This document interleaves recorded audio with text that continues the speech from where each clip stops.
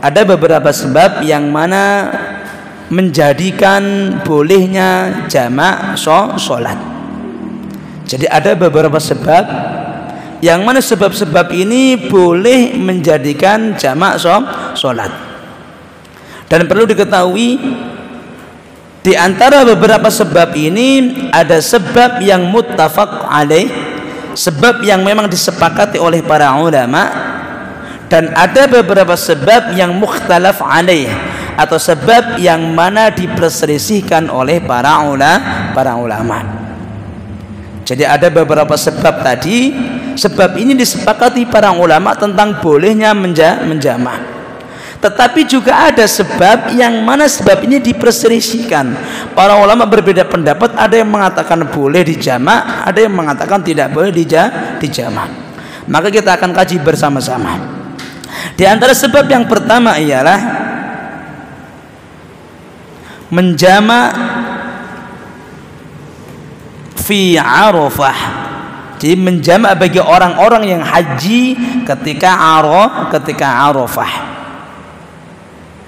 Jadi menjamak ketika haji. Jadi ketika haji maka disunahkan dan disyariatkan untuk menjamak. Maka dikatakan yusra'ul jam'u bainal dhuhri wal 'asri lil haji fi Arafat jam'at taqdimin. Jadi disyariatkan untuk mengumpulkan menjamak bagi orang-orang yang haji antara zuhur dan juga asar dengan melakukan jamak taqdim. Jamak apa? Taqdim. Jamak didahulukan. Berarti kalau mau sholat asar sama zuhur, sholat asarnya ditaruh di waktu zuhur. Itu yang pertama. Jadi bagi orang-orang yang haji maka mereka semua melakukan jamak. Ketika di Arafah, ketika wukuf di Arafah, maka mereka semua melakukan jamak. Jadi melakukan jamak dengan cara mengumpulkan zuhur dan asar dengan jamak taqdim, jamak didahulukan. Selanjutnya disyariatkan pula menjamak antara maghrib dan isya setelah ifadah dari Arafah dengan melakukan jamak takhir. Jadi kalau zuhur asar jamak takdim, tetapi kalau maghrib dan isya maka anjurannya, sunnahnya melakukan jamak takhir. Dan ini bittifaqil fuqaha'i, di sini disepakati oleh para fuqaha.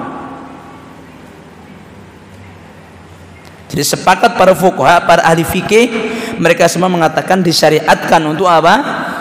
Melakukan jamak. Mereka para ahli fikih ini berbeda pendapat, hanya orang tersebut melakukan jamak itu dikarenakan apa? Apakah karena hajinya atau karena safarnya? Itu mereka berbeda pendapat. Tetapi mereka semua sepakat bahwasanya ketika di Arafah maka mereka semua melakukan jamak. Duhur asar jamak taqdim, maghrib isya jamak takhir. Itulah satu sebab yang mana menyebabkan jadinya apa tadi? Jamak. Jadi kalau di sini nggak mungkin. Itu hanya ada di mana? Di Arafah. Dan itu dilakukan kalau pas haji. Kalau nggak haji maka juga tidak mungkin. Itu syarat yang pertama atau sebab pertama. Sebab yang kedua ialah safar. Sebab yang kedua ialah safar. Safar pun sama, sebagaimana telah kita sepakati kemarin bahwasanya safar ialah sebab yang mana menjadikan bolehnya menjamak sholat. Karena kita tahu bahwasanya sholat itu memang memiliki waktu tertentu. Mereka semua ini memiliki waktu masing-masing. Bahkan dikatakan barang siapa menjamak sholat tanpa ada udzur, tanpa ada sebab yang membolehkan, maka dia telah melakukan atau mendatangi di antara dosa-dosa besar. Kenapa? Karena sholatnya tidak pada tempatnya. Allah mengatakan innas sholata kanat 'alal mu'minina kitaban mauquta. Allah itu telah mewajibkan menjadikan sholat-sholat itu memiliki waktu yang tertentu. Maka kalau memang nggak ada sebab yang membolehkan jamak, maka harus dilakukan pada waktunya. Nggak boleh seenak kita. Terkecuali kalau ada tadi yang mana menyebabkan bolehnya jamak, baru boleh kita menjamak.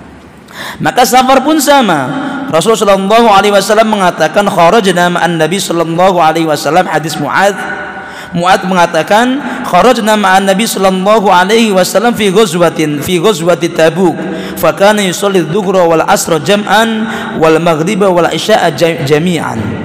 Jadi Mu'adz mengatakan dulu pas kita perang Tabuk bersama Rasulullah, Rasul menjamak antara zuhur dan juga asar, isya dan juga maghrib. Maka ini menjadi dalil bahwasanya safar itu juga menjadi sebab untuk bolehnya safar. Sepakat para ulama, tidak ada yang berselisih. Jadi kalau yang tadi haji ketika di Arafah itu juga sepakat para ulama, bolehnya jamaah kan gitu. Kedua safar pun sama, sepakat para ulama tentang bolehnya kalau kita safar menjamak sholat. Yang menjadi beda paling mana yang afdol antara menjamak atau tidaknya kan begitu. Tetapi untuk sepakat para ulama boleh. Dan kalau kita melihat dalil dari Rasulullah Shallallahu Alaihi Wasallam, baik fi'liyahnya atau qauliyahnya, perbuatan atau perkataannya, maka kalau kita melihat kebanyakan Rasul ketika safar beliau menjamak. Bukan hanya menjamak, tetapi juga dilakukan qasar. Dan itulah keringanan-keringanan yang Allah berikan kepada orang-orang yang lagi melakukan safar. Selanjutnya ma'asyiral muslimin yang dirahmati Allah Subhanahu wa taala. Perkara yang selanjutnya yang mana membolehkan yang namanya menjamak sholat.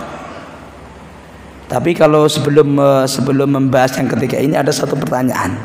Terus apa bedanya antara yang pertama dan yang kedua? Antara safar dengan orang yang haji. Maka ulama tadi mengatakan mereka semua sepakat tentang disyariatkannya, tetapi mereka semua berbeda pendapat sebab apakah yang menjadikan jamak. Kalau yang mengatakan sebab yang menjadikan safar, maka salah. Karena ulama mengatakan tadi, jadi bolehnya kita menjamak ketika Arafah kan gitu, disyariatkan. Kenapa alasannya? Dasarnya apa? Ada ulama mengatakan dasarnya karena haji. Karena haji disitulah maka dilakukan jamak. Ada yang mengatakan tidak, karena safar. Tetapi kalau kita melihat dua pendapat ini, maka yang kuat ialah pendapat yang pertama.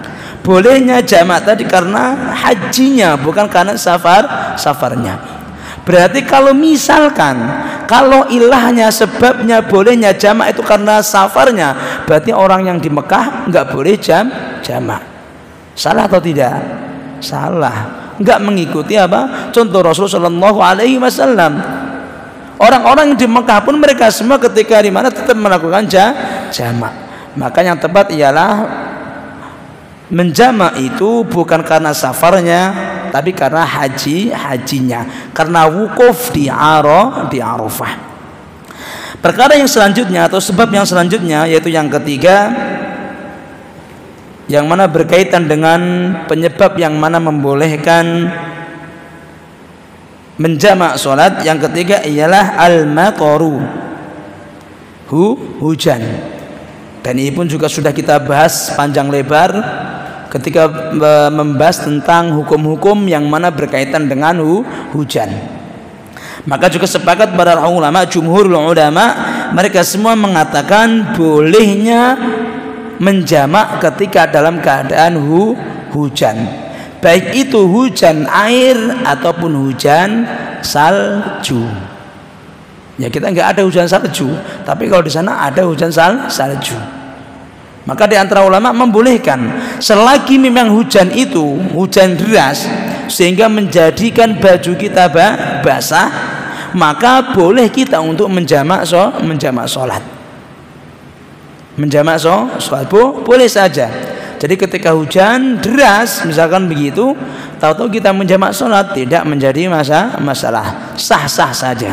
Dan itu disepakati para ulama bolehnya menjamak sholat ketika waktu hujan, itu boleh tanpa ada yang berselisih.